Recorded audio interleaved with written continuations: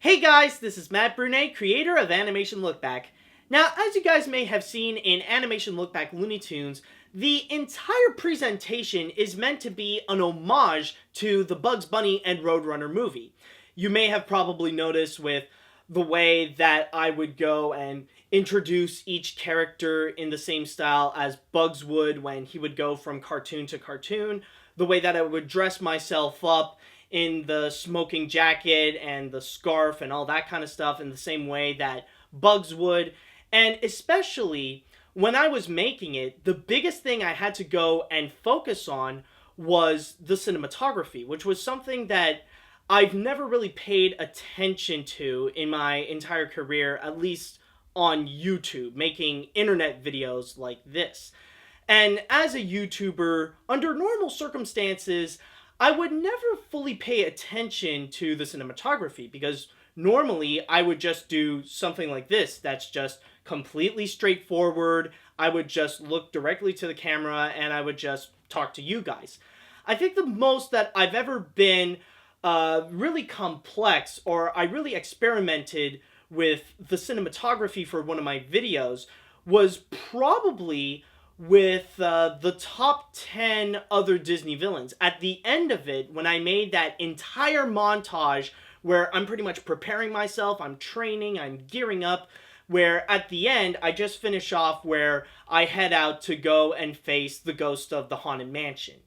So, with that said, that is entirely complex what I did there, but the whole thing with that was that in terms of the cinematography, everything was pretty much improvised, where all the shots were pretty much last minute decisions where I decided, okay, let's go shoot this way. Okay, let's go shoot that way, you know? It was pretty much made up on the spot.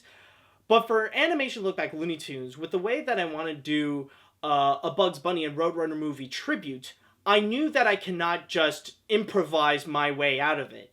I knew that I had to get the right shots in order to look exactly like how it was done in the Bugs Bunny and Roadrunner movie. So for the first time, I decided to go and make storyboards in order to see some references of what I should do, like where the camera should be placed, how I should be filmed, and all that kind of stuff, just to get a good idea of what the basic structure of the looks on Animation Lookback Looney Tunes should basically look like.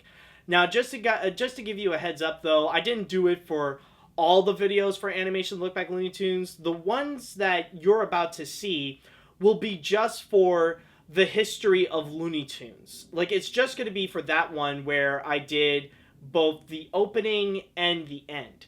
And while you are watching it, at the same time, I'm just going to put in, like, on one of the sides, you'll see I'm going to show like the final product, like how it ultimately came out. But at the same time, I'll also show you the Bugs Bunny and Roadrunner movie to show you where did I get that reference, like where was the shot inspired.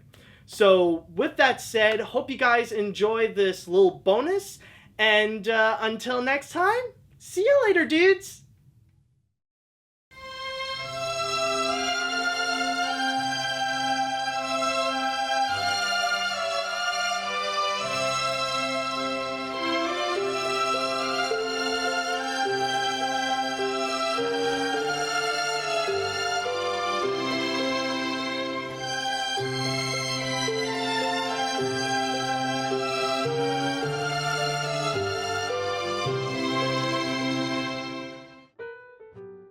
Oh, how do you do? Nice of you to drop by me humble abode. My name is Matt, Animat Esquire, one of the northern historians. Historians of animation, that is. You know, recently I sat down and thought about where else I can explore into the field of animation. I've already tapped upon movies and TV shows in the past. But what about that classic form of animation? Cartoons.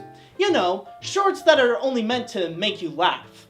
Now, yeah, sure, Disney has already mastered their market of cartoons, bringing you stars like Mickey Mouse and technical innovations like the Silly Symphonies.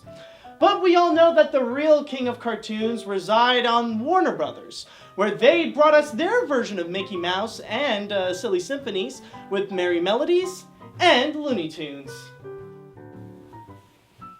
What started all these tunes? When was the very first Looney Tunes cartoon?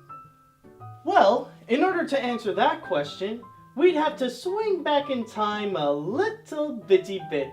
Okay, so just give me a few seconds. Let me just fast forward this to the other part where it has the storyboards, and it should be about... There we go! So you see, that is the story of the Looney Tunes, and no matter what shape or form they take on today, they would only prove that they are just so timeless. And yet, I guess we always go back to the classic cartoons. The ones that we fell in love with from the very beginning, and we pass on from generation to generation to present the perfect use of animated comedy.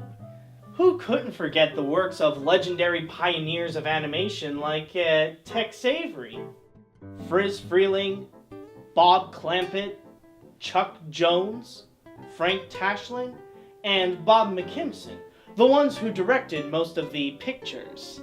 This also includes storymen like Ted Pierce, Warren Foster, and Mike Maltese, whose words would turn into actions that can make us laugh. And of course, you have the unforgettable voice artists like Arthur Q. Bryan, B. Benaderet, Stan Freberg, Doss Butler, June Foray, and the man of 1,000 voices himself, Mel Blanc. Although our little tour of the Looney Tunes seems to be done for now, there is actually a lot more to tell. Each of the characters presented here tell their own unique story about how they helped contributed to the fame of the Looney Tunes. I'm sure that you would be interested in hearing the biography of at least one of them. Let me know when you pick one. I'll be waiting.